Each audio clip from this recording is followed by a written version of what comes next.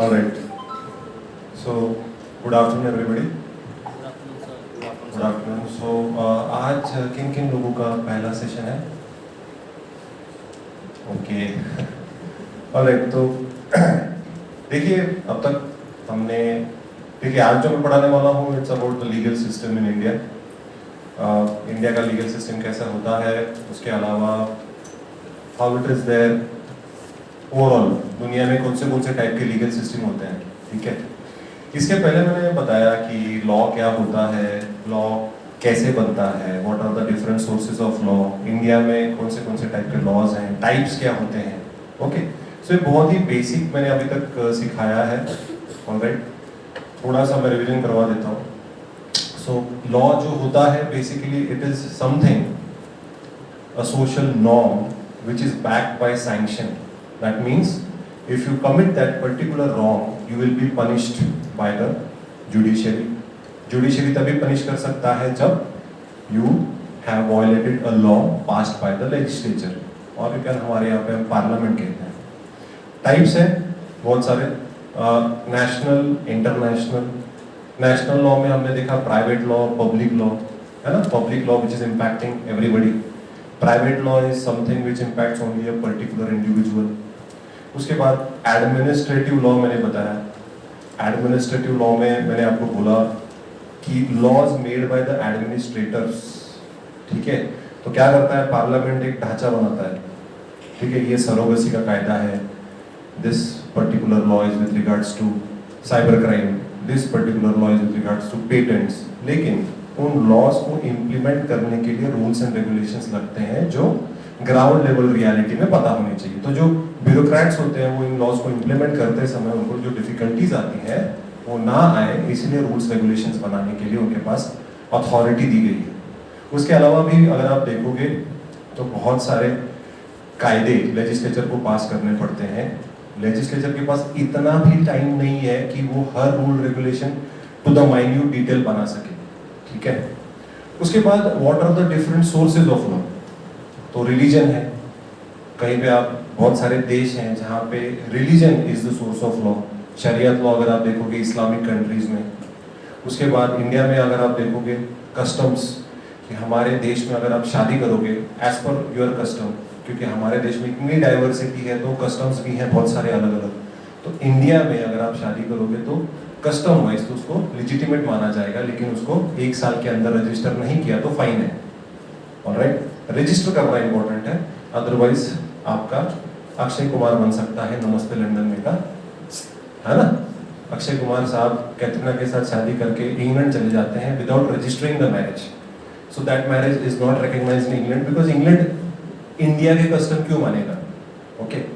तो उसके अलावा इंटरनेशनल कन्वेंशंस है, साइंटिफिक कमेंट्रीज हैं जहाँ पे laws with respect to patents, copyrights, artificial intelligence, virtual currency. यहाँ पे देखिए आम लॉ बैकग्राउंड का आदमी लॉ नहीं बना सकता. उसको उसके पीछे की टेक्निकलिटीज, साइंटिफिक थियरी पता होनी चाहिए तभी वो बना पाएगा. So these are the different sources of law. उसके बाद अब हम देखेंगे लीगल सिस्टम. तो लीगल सिस्टम समझने से पहले हमें ये समझना जरूरी कि what do we mean by a legal system. Legal system का मतलब क्या है. ठीक है. तो अगर देखें a legal system encompasses a set of legal principles and norms to protect and promote a secure living to its subject in a cultured society. हर एक शब्द में कितना वैल्यू है. कल्चर्ड सोसाइटी, है ना, जिस समाज में थोड़ा बहुत कल्चर है. ठीक है. तो ऐसा सिस्टम जहाँ पे rules, regulations, law, social norms होंगे जिसके अंदर उसका बेसिक मोटिव क्या है कि जो लोग समाज में जीते हैं उनमें एक सेंस ऑफ सिक्योरिटी हो जो पहले नहीं थी. पुराने जमाने में when there was no government, there was no state, even no monarchy, राजे महाराजे भी नहीं थे, तब ट्राइबल चीफ हुआ करते थे. तो ट्राइबल चीफ और उसके जो हट्टे कट्टे लोग होते थे, those were the ones who used to provide security to that particular community. तो कब बहुत हमले होते थे, कोई रूल्स रेगुलेशन नहीं होता था, बहुत सारा ये ह्यूमन राइट्स की कंसेप्ट नहीं थी. उसके अलावा right to life, right to food, right to clean environment, ये कंसेप्ट ही नहीं था. धीरे धीरे मोनार्की आई. मोनार्की के बाद अलग डिक्टेटरशिप आया. फिर फाइनली लोगों को लगा कि भाई डेमोक्रेसी सही है उस हिसाब से देखा जाए. लेकिन ऐसा नहीं है कि पूरी दुनिया में डेमोक्रेसी है। देयर आर वेरियस कंट्रीज जहां पे डिक्टेटरशिप उनको सूट करती है, उनको सूट करती है, उनको वही पसंद है, वो सिस्टम उनको पता है। सो रिमेंबर कि इसका मतलब ये नहीं कि democracy is the best form of governance. उसके अलावा जो देश का जो कल्चर होता है, जो देश का उनका जो कन्वेंशंस होते हैं, वो जो उनको अच्छा लगता है वही उसको फॉलो करेंगे। सबसे अच्छा एग्जांपल मैं अफगानिस्तान का देना चाहूंगा। अफगानिस्तान में 20 साल तक अमेरिका ने तालिबान को टेररिस्ट ग्रुप करके प्रोनाउंस करके वो खत्म करना चाहा। क्या हुआ? 20 साल के बाद फिर से तालिबान ही वहां पे पावर में आ गई and nobody is talking about it कि अरे ह्यूमन राइट वायलेशंस हो रहे हैं, what about the woman in Afghanistan, क्या होगा, कैसे होगा, कोई बात नहीं कर रहा है, क्योंकि वहां के लोग तालिबान को टेररिस्ट नहीं मानते। जैसे हम भगत सिंह को हम टेररिस्ट नहीं मानते, लेकिन ब्रिटिशर्स मानते थे, है ना? तो somebody is revolutionary, somebody is terrorist, simple सी बात है। तो लीगल सिस्टम क्या है?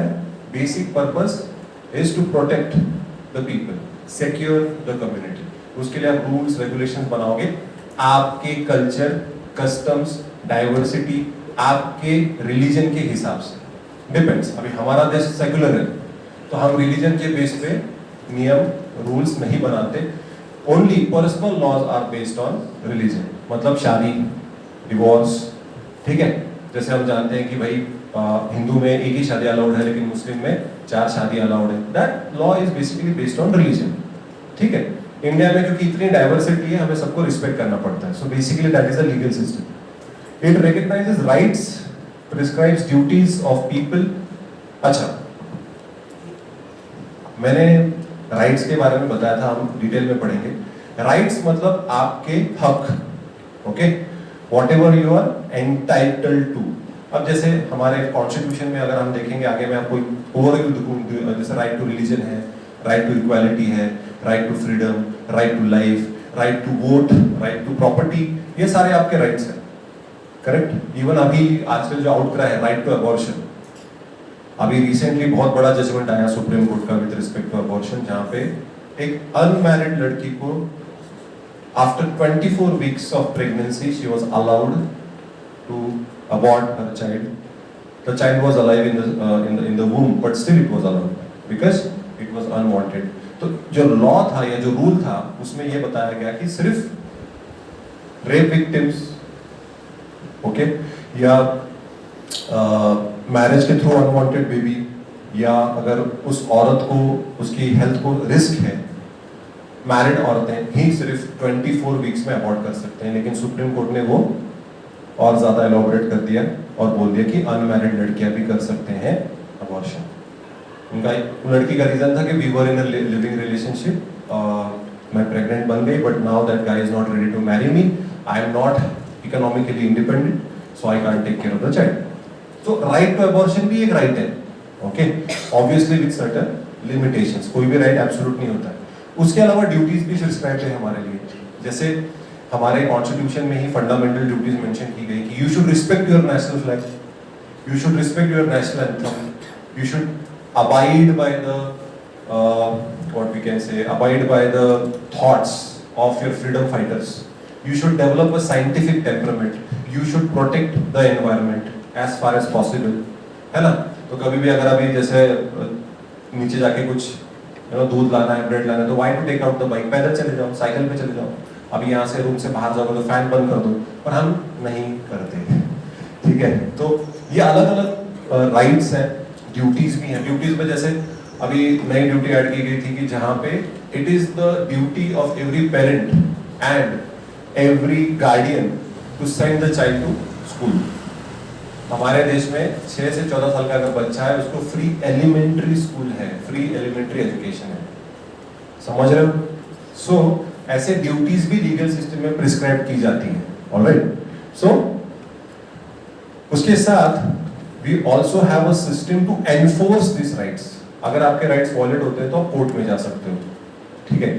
जैसे सिंपल सा एग्जांपल है, आप वोटिंग करते हो, अगर आप वोट करने जाते हो, वोट करने के बाद वहां पे जाने के बाद पता चला अरे मुझे मेरा नाम ही नहीं इलेक्टोरल रोल में, कैसे पॉसिबल है ये?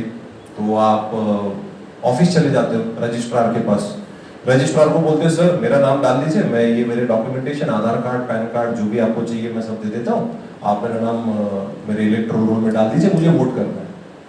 वो ऑफिसर नहीं बोलता है अरे भाई सारे डॉक्यूमेंटेशन है आप नहीं क्यों बोल रहे हो, नहीं, तो आपका राइट टू वोट जो है वो वायलेट हो रहा है, तो आप कोर्ट में जाके आपका राइट टू वोट एनफोर्स कर सकते हो कि भाई मेरे पास सारे डॉक्यूमेंटेशन है फिर भी ये मुझे मेरा नाम क्यों मेंशन नहीं कर रहा है इलेक्टोरल रोल में। So this is just one example where we have a system, we have judicial system, we have tribunals, we have revenue boards, we have different dispute settlement mechanisms in India. Okay? क्योंकि सिर्फ आपने बता दिया ये आपके rights है, लेकिन आपके पास उसको एनफोर्स करने के लिए मैकेनिज्म ही नहीं है, तो क्या फायदा।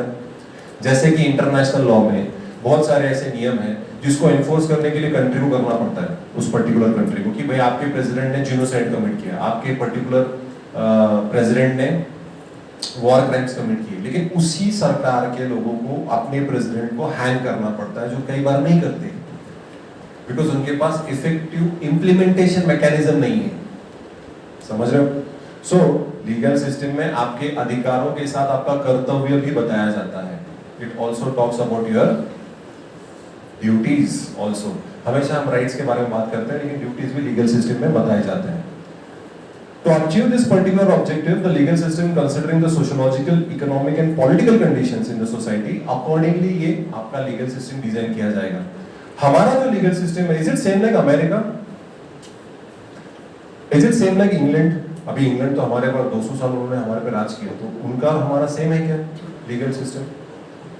Similarities हैं, but same नहीं है, ठीक है? बहुत बड़ा फर्क है। It's not same, it is similar. आप अगर हमारे बहुत से कायदे देखोगे, इंडियन पिनल कोड, सीआरपीसी मतलब criminal procedure code, civil procedure code, Indian evidence act, Indian contract act तो 1972 में आया, लेकिन ये सारे कायदे ब्रिटिशर्स ने पास किए थे। हमारे कॉन्स्टिट्यूशन का भी जो maximum majority of the portion है वो 1935 का जो गवर्नमेंट ऑफ इंडिया एक्ट जो ब्रिटिशर्स ने पास किया था, उन्होंने उसमें से काफी कुछ हमने पिकअप करके कॉन्स्टिट्यूशन में डाला है। बट बहुत सारे डिफरेंसेस भी हैं, है ना? जैसे कि फॉर एग्जांपल मैंने आपको बताया था कि कॉन्स्टिट्यूशन में शेड्यूल कास्ट ये जो टर्म है ये किधर भी नहीं है। उसके अलावा हमारे देश में there is a directive principle of state policy where you can ban cow slaughter. अभी इंग्लैंड में क्या संबंध काउ स्लॉटर का, अलाउड है वहां पे, पर इंडिया में नहीं है। सो हमारा जो लीगल सिस्टम है, हमारे रिलीजन, हमारे कल्चर, हमारे कस्टम, हमारी पॉलिटिकल सिस्टम, हमारी सोशो इकोनॉमिक सिस्टम, उसके हिसाब से बनना चाहिए। वरना क्या होगा, आप लॉज बनाओगे और लोग उसको नहीं मानेंगे। जैसे मैं बता सकता हूँ आपको कि भाई हमारे देश में ऐसे काफी सारे कायदे हैं लेकिन लोग उनको फॉलो नहीं करते। जैसे डाउरी प्रोहिबिशन एक्ट, डाउरी आज भी लेते हैं, है ना? डोमेस्टिक वायलेंस एक्ट, आज भी लड़कियों को मारा जाता है ना? डाउरी डेथ, है ना? आज भी अगर आप देखोगे चाइल्ड मैरिज में आज भी लड़कियों की एज 18 है, लेकिन अगर सर्वे निकालोगे आप, स्टैटिस्टिकल सर्वे, नेशनल स्टैटिस्टिकल सर्वे, उसमें लड़कियों का average age of getting married is 17। तो इसीलिए अभी बिल बता रहे हैं कि भाई 21 कर दो, उसके खिलाफ भी काफी लोग खड़े हैं। सो कायदे बनाने से समाज में फर्क नहीं पड़ता, उन कायदों को लोगों ने एक्सेप्ट करना भी जरूरी है। वो तभी होता है जब आप लोगों में एजुकेशन और अवेयरनेस क्रिएट करते हो, लोगों को एजुकेट करते हो। समझ रहे हो? तो यहाँ पे जो लीगल सिस्टम आप बना रहे हो, your legal system should be in designed in such a way कि आपके ओवरऑल सोशल गोल्स जो है, आपको आपका देश कहाँ लेके जाना है, उस हिसाब से आपको लीगल सिस्टम डिजाइन करनी पड़ेगी। वरना हमने अगर जापान की तरह बना दिया तो भाई जापान तो बहुत डेवलपिंग देश है, तो हम तो कॉपी करेंगे उनका, क्योंकि वो तो बहुत ब्रिलियंट लोग हैं। वहाँ पे ऐसा बोला जाता है कि जापान में अगर आप सोते हो while you are working, it is appreciated. But do you know कितने लोग सुसाइड करते हैं जापान में? Maximum number of suicide rate is in Japan, क्योंकि जो वर्क कल्चर है वहाँ का इतना हॉरिबल है, इसलिए तो आदमी सो रहा है, उसको सोने के लिए टाइम ही नहीं है। That is the work culture in Japan. तो ये second, the same coin has two sides. एक अच्छी साइड भी है, बुरी भी साइड है। तो लोग बोलते हैं वो सो रहा है मतलब बहुत काम कर रहा है जापान में। इंडिया में तो भाई इंडिया में सो गए काम पे तो भैया सर ये आपका रेजिग्नेशन लेटर ये आप ये आपका आप रिजाइन करके निकल लीजिए, वरना भाई आपको तो हम निकाल देंगे जॉब। ऐसा रोज सो गया तो चलेगा नहीं। सो ये चीजें हमारी जो लीगल सिस्टम कंसिडर करती है और उस हिसाब से हम चेंजेस करते हैं हमारे लीगल सिस्टम में, और हम चेंजेस करते आ रहे हैं जिसको हम बोलते हैं अमेंडमेंट्स। ठीक है, हमारे संविधान में, बाकी के बहुत सारे कायदों में, निर्भया केस के बाद भी क्रिमिनल लॉ में काफ़ी चेंजेस हुए। उसके अलावा अभी सरोगसी पे भी नए कायदे बन रहे हैं। उसके अलावा फार्म रिफॉर्म्स आए थे बीच में, फार्मर के प्राइवेटाइजेशन लाने की कोशिश की तो कितना सारा प्रोटेस्ट हुआ, तो वो सारे के सारे फार्मर रिलेटेड जो रिफॉर्म्स थे वो सारे के सारे हमने कैंसिल कर दिए। क्यों? क्योंकि लोग वो एक्सेप्ट नहीं कर रहे थे। Privatisation of the farming sector was not acceptable to farmers in India, that's why all those laws were removed. तो लीगल सिस्टम हमेशा याद रखिए, लोगों ने एक्सेप्ट करना चाहिए, वरना आपका देश नहीं चलेगा ठीक तरीके से। तो क्लासिफिकेशन क्या है? उसमें बेसिकली 4 टाइप्स होते हैं। Okay, civil legal system, common law system, religious system of law and socialist legality system. Common law system, अच्छा जो है कॉमन लॉ सिस्टम, उसका मैं मतलब बता देता हूं आप लोगों को। कॉमन लॉ सिस्टम का मतलब ये होता है कि आप हर कोई चीज कोडिफाई नहीं कर सकते। कोडिफाई करना मतलब लिख नहीं सकते। You cannot write each and every law or each and every condition in the books. ऐसा लॉ बनना इम्पॉसिबल है क्योंकि नई नई चीजें आते रहेंगी। फॉर एग्जाम्पल बिटकॉइंस, आपको बिटकॉइंस के बारे में पता होगा। इंडिया में उसके ऊपर लॉ नहीं है, बस बोल दिया है कि भाई ये लीगल टेंडर नहीं है, इसमें आप ट्रांजैक्शंस नहीं कर सकते, दैट्स इट, इजंट इट। उसके अलावा क्या है? कायदा है उसके ऊपर? नहीं। तो जैसे टेक्नोलॉजी एडवांस होते जाएगी वैसे वैसे हमें नए नए लॉज बनाने पड़ेंगे। सो एट अ टाइम, जैसे हर्षद मेहता का आपको पता होगा, आपने अगर वो उसकी सीरीज भी आई थी, मूवी भी आया था उसके ऊपर, तो उसने इनसाइडर ट्रेडिंग करके एक क्राइम कमिट की थी, जो क्राइम अमेरिका में है। इनसाइडर ट्रेडिंग का मतलब क्या है? एनीबॉडी? एग्जैक्टली, इनसाइडर ट्रेडिंग मतलब कोई कंपनी का अंदर का आदमी, आपको कंपनी प्रोग्रेस करने वाली है कि नीचे जाने वाली, शेयर्स ऊपर जाने वाले हैं कि नहीं, अंदर की इंफॉर्मेशन, कोई नया प्रोडक्ट लॉन्च करने वाले हैं तो हमारे शेयर्स ऊपर जाएंगे नीचे जाएंगे, वो इंफॉर्मेशन अगर आपने बाहर बता दी तो ये चीटिंग है। Because only the privileged few will get that information, सभी को वो इंफॉर्मेशन नहीं मिलेगी। हर्षद मेहता ने यही किया, उसने बहुत अच्छे कॉन्टैक्ट्स बनाए हर एक कंपनी के अंदर से, सारे डिटेल्स वो लेता था और उस हिसाब से इस शेयर में पैसा डालो, उस स्टॉक में पैसा डालो, और वो पैसे कमाता था। That was not a crime in India at that time when he was doing it. अलग से कायदा पास किया जिसको रेट्रोस्पेक्टिवली अप्लाई करके हर्षद मेहता को जेल करें। क्योंकि रेट्रोस्पेक्टिवली मतलब पीछे जाके, मतलब अगर मैं 2022 में क्राइम कमिट करता हूं, जो क्राइम है ही नहीं आज के डेट में, कायदा बना 2024 में, मैंने क्राइम कमिट की 2022 में, तो जब मैं रेट्रोस्पेक्टिवली बोलता हूं तो 2024 का कायदा 2022 में अप्लाई होगा। इसको बोलते हैं रेट्रोस्पेक्टिवली, मतलब पीछे कुछ किया होगा तो उसको पनिशमेंट 2 साल 3 साल के बाद दी जाएगी। लेकिन this is only applicable for civil wrong, criminal cases में नहीं। आप सिविल रॉन्ग और क्राइम में फर्क है। Crime is like murder, kidnapping, abduction, robbery. ऐसा नहीं कि आज ऐसा कोई क्राइम कमिट किया फिर 2 साल बाद गवर्नमेंट ने एक लॉ पास किया, फिर 2 साल पीछे, अरे आपने 2 साल पहले ये क्राइम कमिट करा तो आपको भी सजा मिलेगी। नहीं कर सकते। Criminal law does not have retrospective effect. नहीं तो क्या करेंगे पॉलिटिशियंस? जो सरकार में आएगा और जो ऑपोजिशन में, उसको अंदर डालने के लिए ऐसे कायदे पास करेगा, हाँ तूने तब वैसा किया था, चल जेल में, ये क्राइम है। तो पॉलिटिशियन इसका मिसयूज करते हैं। So criminal law does not have retrospective effect. Civil law कर सकते हैं।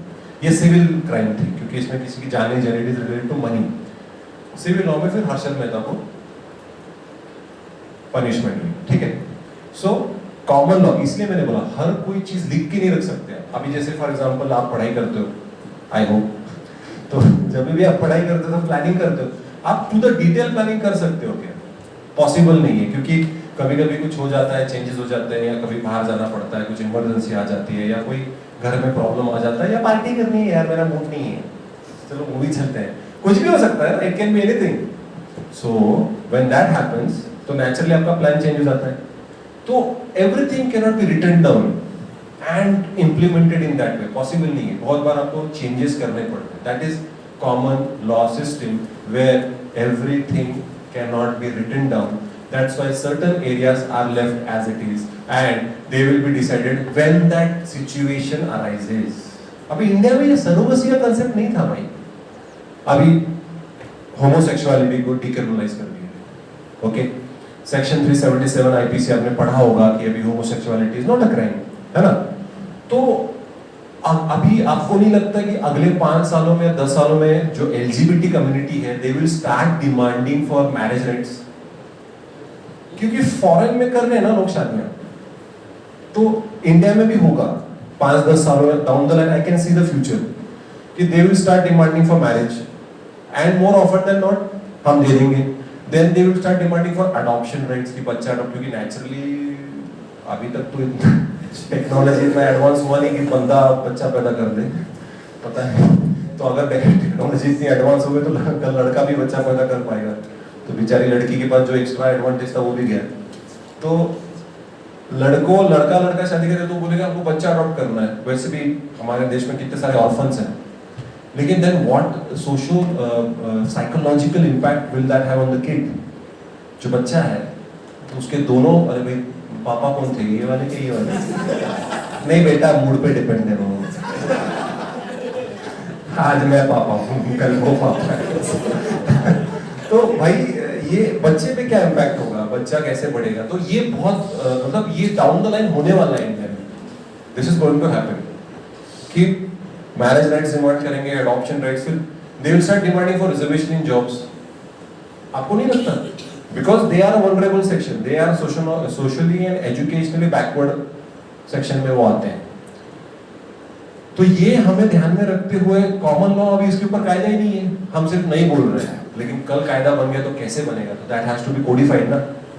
एग्जांपल, तो इंडिया, इंग्लैंड, ये सारे कॉमन लॉ लीगल सिस्टम्स हैं। समझ में आया?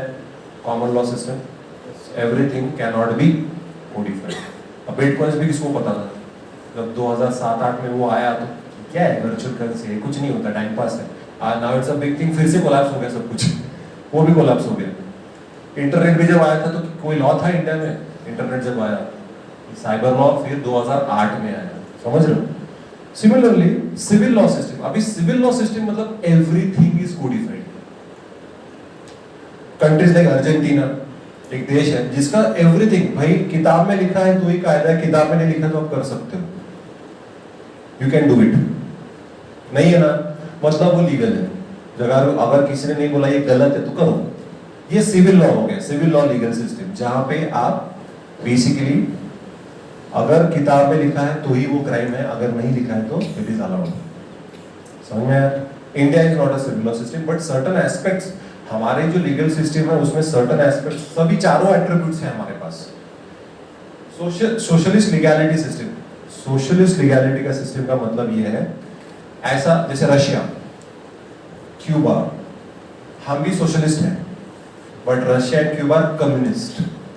फर्क क्या है कम्युनिस्ट और सोशलिस्ट में? मैंने ये पिछले सेशन में समझाया था, लास्ट सेशन में आई हैड एक्सप्लेन्ड दिस। हाँ, जब मैं सोशलिस्ट बात करता हूं तो इंडिया में पब्लिक सेक्टर और प्राइवेट सेक्टर दोनों इंपॉर्टेंट है for the development of the economy. जब मैं कम्युनिस्ट बोलता हूं तो सिर्फ पब्लिक सेक्टर। ओके, जैसे क्यूबा है, रशिया है, चाइना है, वो गवर्नमेंट जो है, सरकार जो है, वो सब कुछ कंट्रोल करती है, everything is controlled by the government.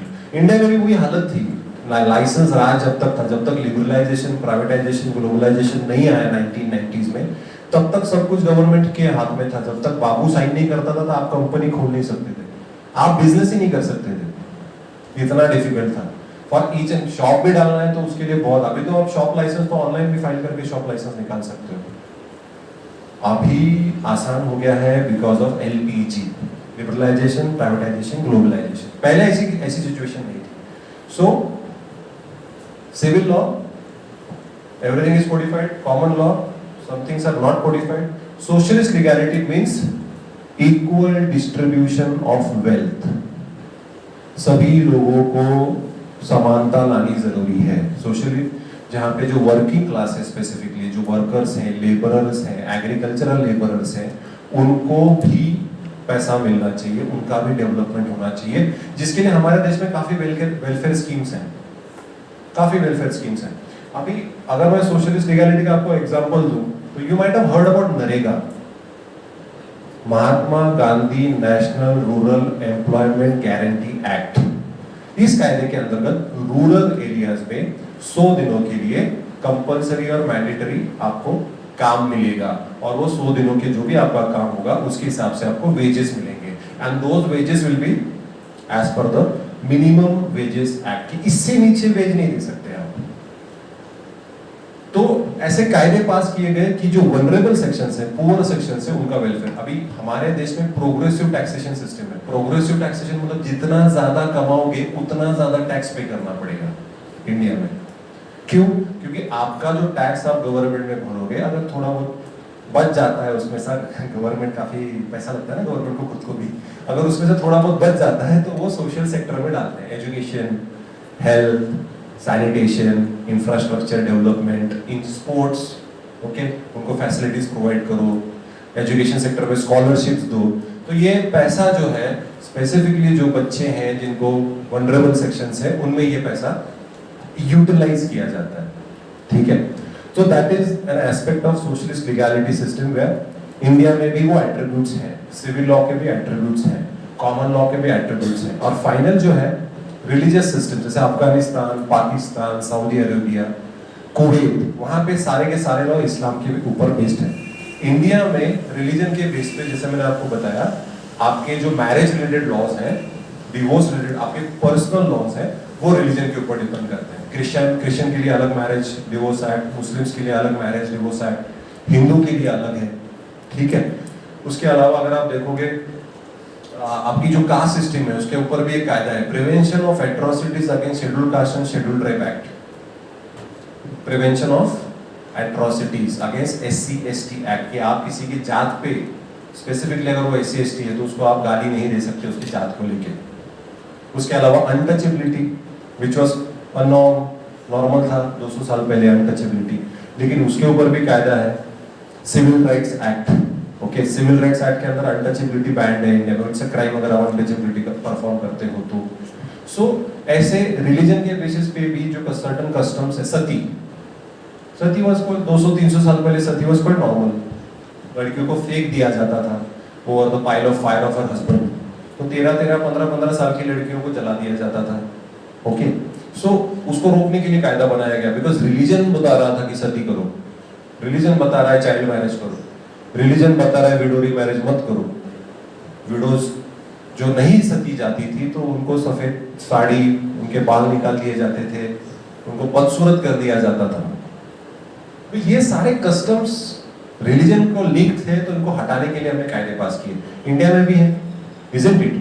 तो चारों एट्रीब्यूट्स हमारे पास है। लेकिन अगर आपको कल एग्जामिनेशन में क्वेश्चन आता है, एग्जाम में क्वेश्चन आता है, एक शॉर्ट नोट के लिए आ सकता है क्लासिफिकेशन ऑफ लीगल सिस्टम्स, या explain the Indian legal system, ऐसा क्वेश्चन आ सकता है। तो आपको ये सारे एट्रीब्यूट्स आपको डिटेल में बताने होंगे। इसमें कोई डाउट है? किसी को पूछो,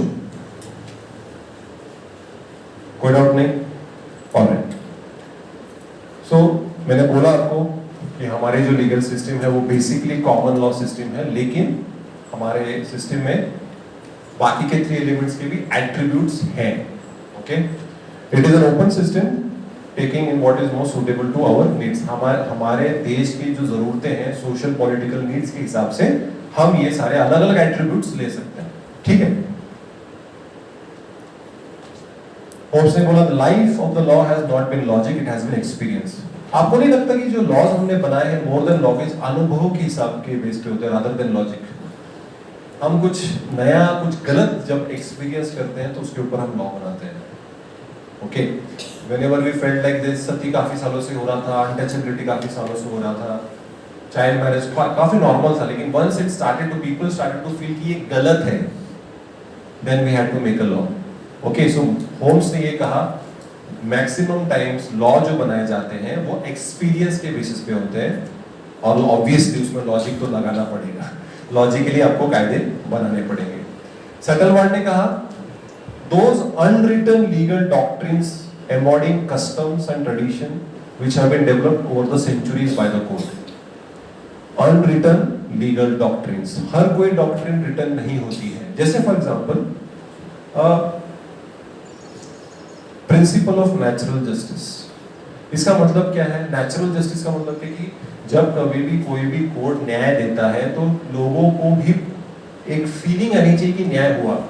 अभी एग्जांपल मैं देना चाहूंगा इसका, एक पर्टिकुलर डॉक्ट्रिन का, जैसे the customer should be aware about what he is buying, caveat emptor, ठीक है। अभी ये प्रोटेक्शन मतलब जो लॉ पास किया गया था, कंज्यूमर प्रोटेक्शन एक्ट, उसके पहले तो कोई कायदा था नहीं कंज्यूमर के लिए, तो इसका मतलब ये था कि कंज्यूमर को कोई भी प्रोटेक्शन नहीं था ना। We had sections in IPC for fraud, cheating, mischief, robbery, theft, तो जहां पे आपके साथ गलत किया गया है उसके लिए था, कंज्यूमर स्पेसिफिक नहीं था। तो हमेशा ये बोला जाता है ना, आपने ठीक तरीके से वो चीज को देखा क्यों नहीं? When you are buying that particular product, isn't it the responsibility of the customer to look into each and every detail की लेने से पहले सारी चीजें आप उसको पूछ लो। Obviously अभी ये भी आ गया कि जो सेल्समैन है उससे भी सब कुछ बताना चाहिए। अगर वो छुपाता है, if he is hiding something, then that is cheating. Section 420. समझ रहे हो? तो there are certain legal doctrines जो हमेशा लिखे हुए नहीं होते। It is not written down, so that is included in the common law system. A legislature or a rule making authority can never attempt to make such comprehensive code which will apply to every individual or state activity. ऐसा कायदा बना ही नहीं सकते आप, ऐसा rule law बना ही नहीं सकते जहां पे सब कुछ इंक्लूडेड है। मैंने नेपाल में कॉन्स्टिट्यूशन पढ़ा था, आई जस्ट रेड वंस, उसका जो फंडामेंटल राइट्स थे वो मैंने पढ़े नेपाल के। उनके लिए, उनके देश में एलजीबीटी कम्युनिटी के लिए अलग से फंडामेंटल राइट है, हमारे देश में है नहीं। तो इसका मतलब ये है कि हमारा कॉन्स्टिट्यूशन खराब है? नहीं, it is just not possible, क्योंकि जब बनाया गया 1947 में तब एलजीबीटी कम्युनिटी के बारे में अवेयरनेस ही नहीं थी। थे लोग, ऐसा नहीं कि लोग नहीं थे, but it was not that openly spoken about. अभी सब कुछ बिंदास बोलते हैं। कब? 2015 में कॉन्स्टिट्यूशन पास किया गया नेपाल का, उसके पहले नेपाल के बहुत सारे कॉन्स्टिट्यूशन बने और वो रिजेक्ट हो गए, वहां के लोगों ने एक्सेप्ट नहीं किया नेपाल के। तो यहाँ इसका मतलब ये नहीं, यही है इसका कॉमन लॉ सिस्टम में, it is just impossible to comprehend what is going to happen in future, कि आगे जाके अब एलजीबीटी कम्युनिटी शादी के लिए भी डिमांड करेगी तो अभी आप लॉ बनाओगे क्या उसके ऊपर? नहीं, क्योंकि 5 साल बाद, 10 साल बाद कैसा क्या सिचुएशन होगा हमें नहीं पता। क्या उसको लॉ पास करने की जरूरत है? ये भी तो बहुत बड़ा सवाल है। बस it's a matter of permission, करना देना चाहिए कि नहीं करना देना चाहिए। तो थोड़े जो ऑलरेडी एग्जिस्टिंग कायदे जो है हमारे, उसको हम थोड़ा सा मॉडिफाई कर सकते हैं कि पूरा नया लॉ पास करना पड़ेगा, तो उसके लिए अभी नहीं कोई सोचता। इतनी दूरदृष्टि अगर आपने रखी भी तो भी आप गलत लॉ बना सकते हो, ठीक है। Certain aspects of our social life have to be governed by the general principles of law or common law, such as custom, general principles of right and wrong, justice, equity, good conscience. अच्छा, हम लोग मंदिर जाते हैं, गुरुद्वारा जाते हैं, है ना? हम चप्पल बाहर निकालते हैं, है ना? लॉ है वो? Is it a law? Custom, tradition, good conscience कि हाँ भाई चमड़े की चीज है, it's a belief, it's a value. But वही अगर आप जब चर्च में जाते हो तो चर्च में अलाउड है, जूते पहन के आप अंदर जा सकते हो, है ना? सो हर चीज के लिए लॉ बना, कैसे बनाओगे? इसके लिए लॉ बनाओगे कि नहीं मंदिर में चप्पल अलाउड है, फिर यहाँ पे चर्च में ये वाले टाइप के चप्पल अलाउड है, ये वाले चप्पल अलाउड नहीं है, ऐसा आप कर नहीं सकते। This is just not possible, ठीक है। तो sometimes there are certain things which have to be done with good conscience, customs, justice and equity. Equity के बारे में मैंने आपको बताया था, it is very different than equality. ये मैंने आपको पहले भी बताया था। Equality is not equity. Equity मतलब सभी लोगों को legally equal protection मिलना चाहिए। जैसे SC, ST, women, orphans, old age लोगों को extra protection की जरूरत है, because they are the vulnerable sections of the society. But उसी जगह पे dominant caste, majority of the religious people, उनको स्पेशल प्रोटेक्शन की जरूरत या रिजर्वेशन जो हम बोलते हैं उसकी जरूरत नहीं है। समझ में आ रहा है? अब तक सबको समझ में आ रहा है? कोई डाउट है? हाँ जी।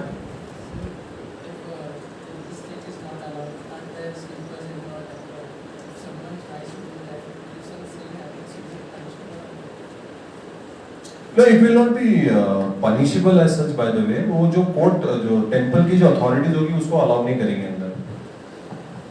Because see, जैसे आपने बोला कि भाई कोई चप्पल पहन के अभी कोई टेंपल से जहाँ पे औरतों को अलाउड नहीं है तो वो जाने की कोशिश कर रहे थे because it is her right to religion, है ना. चप्पल तो बहुत छोटा सा एग्जांपल है. तो क्या किया उन औरतों ने जाके कोर्ट में केस फाइल कर दी. उन्होंने बोला भाई हमको भी भगवान का दर्शन लेना, हम औरतें हुए तो क्या हुआ. And supreme court gave a judgment in favour of the woman. लेकिन चप्पल बहुत ट्रिवियल मैटर है, हर कोई ट्रिवियल मैटर कोर्ट में नहीं जाता. वो टेंपल अथॉरिटीज की अथॉरिटी है, पावर है कि वो रोक सकते हैं ऐसे लोगों को. जैसे औरतों को भी रोकने की कोशिश की उन्होंने. तो अगर आप चप्पल या बूट पहन के अंदर जाओगे तो वैसे भी आपको लोग, टेंपल अथॉरिटी छोड़िए, लोग ही हकाल लेंगे आपको. बाकी टेंपल अथॉरिटी को जा रही है, वहाँ के सिक्योरिटी गार्ड या जो भी, जैसे दगड़ू शेट में आपने देखा होगा बहुत लोग चला मतलब क्योंकि इतना वहाँ पे ट्रैफिक होता है दगड़ू शेट में. तो अगर किसी ने चप्पल पहने हुए देखा तो बाकी का छोड़ो, लोग ही हकाल लेंगे तुमको. अबे गणपति बाप्पाचं दर्शन घ्यायला चला, चप्पल का घातली तर हाना है तिच्या मारायला. मतलब वैसे भी लोग मारने के लिए रुके हैं ना आप लोगों को, आप उनको क्यों बहाना दे रहे हो, है ना. चप्पल पहन के अंदर इसकी तो ये मारो साले को. तो ये लोगों को तो वही चाहिए भाई, चांस ही चाहिए, चांस पे डांस. तो भाई क्यों दे रहे हो. तो ऐसा अगर कोई, अभी मैं एग्जांपल देना चाहूंगा कि एक there was one student, law student था. वो क्या बोलता था, ये गणपति का फेस्टिवल क्यों सब इतना वो ढोल ताशे की प्रैक्टिस करते हैं, लोगों को तकलीफ होती है, मंडप लगाए जाते हैं रोड पे, ट्रैफिक जैम, आवाज, म्यूजिक, ब्ला ब्ला ब्ला. अभी उसके भी रूल्स बन गए कि 10 के बाद म्यूजिक नहीं बजाना है. बना करना पड़ा. लेकिन कैसे गाने बजाए उसके ऊपर थोड़ी ना कोई रूल है. तो कॉमेडी पढ़ा ली, झिंगाट, तो सब लोग मस्त बड़े मस्त गाने लगा के वो ब्राजील ला ला ला. गणपति बप्पा को ब्राजील का क्या लेना देना. लेकिन वो गाने लगाते क्योंकि वो फ्रीडम ऑफ स्पीच है. ठीक है भाई चलो 10 दिन का सवाल है, बंदर नाच रहे नाचने दो, है ना. लेकिन और जो म्यूजिक है या उसके ऊपर थोड़े रूल्स बनाए गए, रात को 10 बजे बंद. अभी उसने क्या बोला, अरे सर क्या है वो गणपति फेस्टिवल, 10 दिनों के बाद वैसे भी वो गणपति को पानी में फेंक देते हैं. बाप रे बाप, पानी में फेंक देते हैं, ऐसे उसने बोला. तो मैं समझाने गया, जाने से पहले पीछे 2-3 लोगों ने टपली लगा के दी, थाप थाप फटाफट पीछे. क्या बोला साले, कंट्रोल. मैंने बोला बेटा उसको फेंकना नहीं बोलते, उसको विसर्जन कहते हैं. बिकॉज लोगों की सेंटिमेंट्स अटैच्ड हैं, और जो आप चप्पल की बात कर रहे हो ना उसमें लोगों की सेंटिमेंट्स इन्वॉल्व है. And the judiciary has to take the sentiments of the people in consideration, but that sentiment has to be reasonable. वरना वो हर कल कोई भी बोल देगा ये मूवी से हटा दो, ये कर दो, वो हमारी कम्युनिटी का ये हो रहा है, वो हो रहा है. जैसे अभी बैंडेड क्वीन मूवी पता है, बैंडेड क्वीन. तो उस मूवी में काफी सीन वायलेंट है, काफी सीन्स बहुत ही ज्यादा डिस्टर्बिंग सीन्स हैं उसके अंदर. तो वो सारे सीन हटा दिया गया. उस पूरे गुज्जर कम्युनिटी ने नहीं कहा कि हम यहाँ पे बदनाम हो रहे हैं, that because she belong to the Gujjar community. नहीं सुना कोर्ट ने बोला कि जो उसकी स्टोरी है उस पर्टिकुलर, क्योंकि it was based on real life, तो उसकी स्टोरी बताई जा रही है, जो हुआ वो हुआ, और कोई स्पेसिफिक कम्युनिटी के बारे में बात ही नहीं कर रहे हैं, उसकी लाइफ के बारे में बात कर रहे हैं. सो ऐसा कोई भी रिलीजन या कोई भी कम्युनिटी आपको जुडिशरी को डरा धमका के या सरकार पे दबाव ला के आप पर्टिकुलर चीज को रोक नहीं सकते. ओके, ठीक है. If there are no laws, we follow general principles, some of them given by judicial decisions. Kesavananda Bharati case. अभी देखिए एक रूल था कि हमारे संविधान में एक प्रोविजन है आर्टिकल 368, आपको पता होने की जरूरत नहीं, लेकिन उसके अंदर ये बोला था कि जो इंडियन पार्लियामेंट है वो हमारे कॉन्स्टिट्यूशन को अमेंड कर सकता है, लेकिन कितने हद तक वो नहीं बताया. कितने हद तक आप अमेंड कर सकते हो. तो फिर इंदिरा गांधी जी ने इस कंडीशन का फायदा उठाया और उन्होंने 42nd अमेंडमेंट पास कर दी और उसके अंदर बहुत सारे चेंजेस कर दिए, और लोगों को लगने लगा now India is no more democracy, dictatorship की तरफ चल रहे हैं. फिर सुप्रीम कोर्ट को समझ में आया केशवानंद भारती केस में, और उन्होंने बोल दिया कि parliament has the right to amend the constitution but with certain limitations, कि हमारे फंडामेंटल राइट्स, हमारी डेमोक्रेसी, हमारे सेक्युलरिज्म, हमारा सोवरेनिटी, उसको इम्पैक्ट नहीं कर सकते आप. So certain judicial decisions have become law in itself, जैसे केशवानंद भारती केस.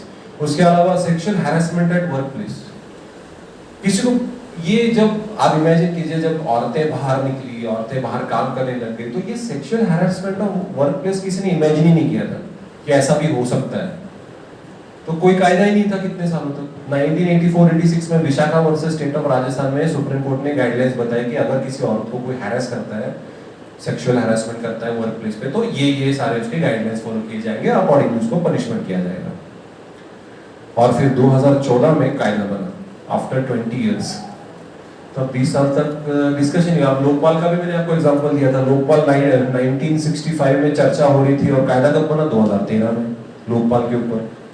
अब लोकपाल पास हो गया, करप्शन रुक गया, ऐसा भी नहीं है।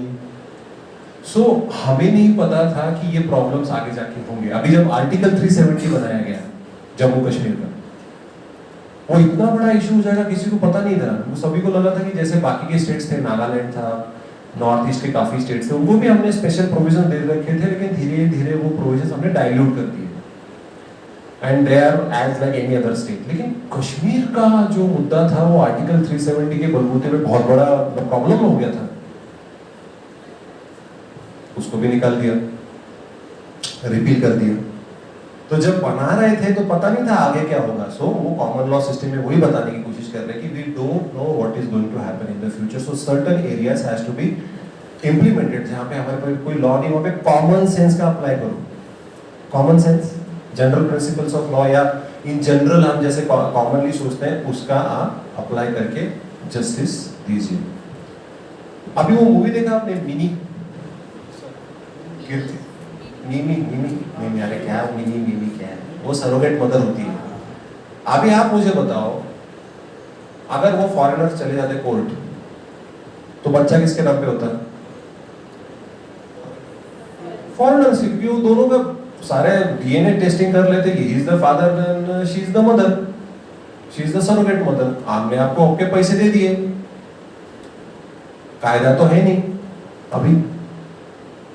एज पर लॉ वो बच्चा उनके पास चला जाता, मूवी की सैड एंडिंग हो जाती है ना, जो एक्चुअल रियलिटी में होता है। तो इसीलिए अभी जो सरोगेसी के ऊपर कायदा हमने बनाया, उसके अंदर कमर्शियल सरोगेसी हमने अलाउ नहीं किया है। लेकिन आपको क्या लगता है अगले 5 सालों में कमर्शियल सरोगेसी अलाउ किया जा सकता है? क्योंकि उसकी शुरुआत ही कमर्शियल बेसिस पे हुई थी भाई, कि जो गरीब औरतें हैं, जो अपने उनके पास पैसा नहीं है, उनके बेसिस पे तो स्टार्ट हुआ था और उसी को अपने बैन कर दिया। तो क्या पता 5 साल के बाद हो सकता है चेंज। ठीक है। सिविल लॉ, जैसे मैंने बोला, laws need to be certain, precise, it has to be uniform. हर बार देखिए, कॉमन लॉ सिस्टम का मतलब ये नहीं कि सब कुछ छोड़ दो हमें में। There have to be certain things which have to be codified ना, कि भाई मर्डर किया तो फांसी मिलेगी, किडनैपिंग किया तो लाइफ इंप्रिजनमेंट हो सकता है, अबडक्शन करोगे तो आपको 10 साल की सजा हो सकती है, डकैती करोगे तो आपको फांसी भी हो सकती है, डकैती प्लस मर्डर करोगे तो भाई, तो अलग एक स्पेसिफिक आपको प्रोविजंस और उसके पनिशमेंट चाहिए, एक स्पेसिफिक प्रोसीजर चाहिए, एक स्पेसिफिक क्राइम चाहिए, स्पेसिफिक लॉज चाहिए। इसीलिए सिविल लॉ सिस्टम बहुत इंपॉर्टेंट है। हमारे देश में बहुत सारे कायदे कोडिफाइड हैं, उल्टा हमारे देश में इतने सारे कायदे, प्रॉब्लम का है इम्प्लीमेंटेशन में। ऐसा नहीं कि हमारे लॉज खराब है, इम्प्लीमेंट करने वाले लोग खराब हैं। अदरवाइज हमारा देश में बहुत जबरदस्त लॉज बनाए गए हैं हमारे देश में, लेकिन प्रॉब्लम आता है इम्प्लीमेंटेशन में। सिंपल सी बात ले लो यार, हम पढ़ाई के लिए प्लान बनाते, कहाँ पे वो प्लान इम्प्लीमेंट होता है? मैं रोज 2 घंटा पढ़ाई करूंगा, मैं रोज 4 घंटा पढ़ाई करूंगा, या जिन लोगों को फिटनेस, मैं रोज 1 घंटा एक्सरसाइज करूंगा, फिर 1 घंटे का कम से कम 45 मिनट्स तो करना चाहिए।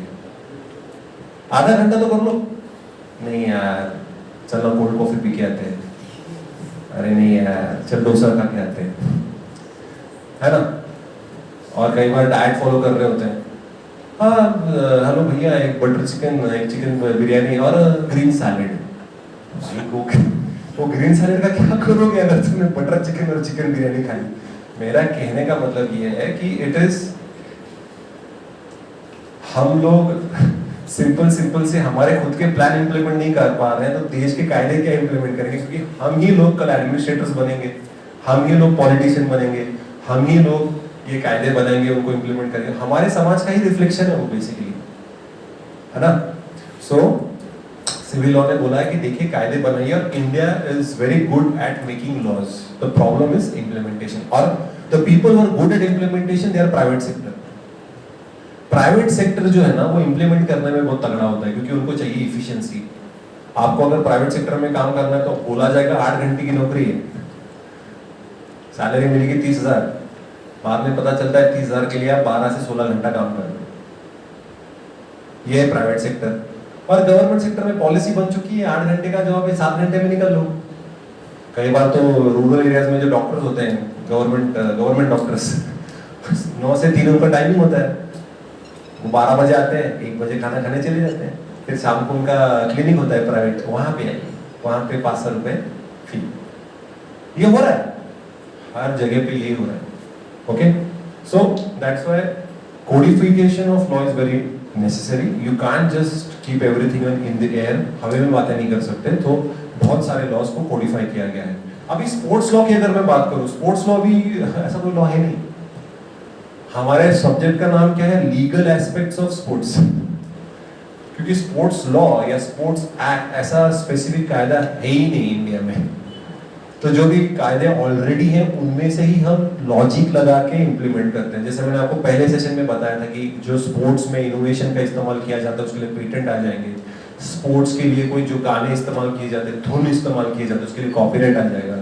आईपीएल का लोगो है, आईसीसी का लोगो है, बीसीसीआई का लोगो है, उसमें ट्रेडमार्क आ जाएगा।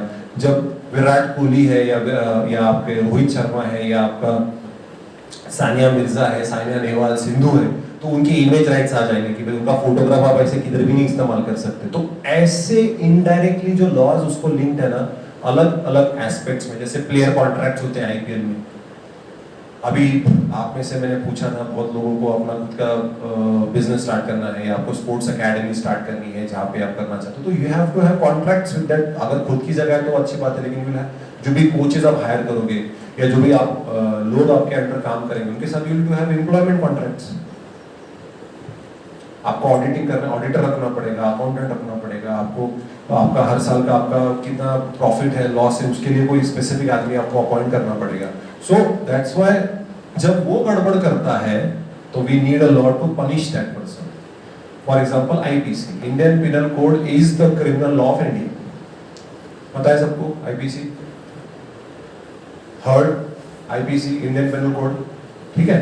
So IPC is one, CRPC that is Criminal Procedure Code, Civil Procedure Code, Indian Evidence Act की किस चीज को एविडेंस मानोगे? वो भी कायदा है। कल जाके कोर्ट में कोई बोल देगा हाँ साहब मैंने देखा था, ये भी प्रूव करना पड़ता है कि तूने ही देखा है। हाँ ये मेरे पिताजी, किधर है बर्थ सर्टिफिकेट, किधर है डीएनए टेस्टिंग की, हाँ भाई यही मेरे डैड है, ये भी प्रूव करना पड़ता है कोर्ट में, क्योंकि बहुत फेक एलिगेशंस और बहुत फेक लोग आते हैं, ठीक है। उसके बाद ट्रांसफर ऑफ प्रॉपर्टीज एक्ट की प्रॉपर्टी जब ट्रांसफर करते हैं एक से, तो कि भाई समटाइम्स अ पर्सन डाइड, अभी जैसे कोविड में बहुत सारे लोग अचानक मर गए, प्रॉपर्टी किसकी होगी, किसके नाम पे होगी, उसके ऊपर कायदा है transfer of property. Indian contract act 8th schedule में union list, state list, concurrent list दी गई है, जहाँ पे अलग अलग की सेंट्रल गवर्नमेंट किन चीजों पे कायदा बना सकता है, स्टेट किन चीजों पे कायदे बना सकता है, और दोनों स्टेट और यूनियन गवर्नमेंट दोनों बना सकते हैं। एग्जांपल सिक्योरिटी, कॉमर्स, बैंकिंग, ये सारा सेंट्रल गवर्नमेंट के हाथ में आता है। बट अगर मैं स्टेट गवर्नमेंट की बात करूं तो पुलिस, एग्रीकल्चर, लैंड, ये सब आता है स्टेट लिस्ट में। कंकरेंट लिस्ट में एनवायरमेंट प्रोटेक्शन आता है, एजुकेशन सेक्टर आता है। तो जब ऐसा कोई सब्जेक्ट मैटर है जहां पे सेंट्रल गवर्नमेंट और स्टेट गवर्नमेंट दोनों कायदे बना सकते हैं, और अगर बन गए, किसका लॉ प्रिवेल करेगा? सेंट्रल का क्या स्टेट का? सेंट्रल गवर्नमेंट का, because we have a very very strong central government. State government over power नहीं कर सकता सेंट्रल गवर्नमेंट को, unless it is allowed by the president of India, मतलब प्राइम मिनिस्टर। हाँ, और नहीं तो क्या। So civil law will take a break here, ठीक है, एक ब्रेक लेते हैं, आप लोग 10 मिनट में वापस आ जाना, ठीक है, बाय।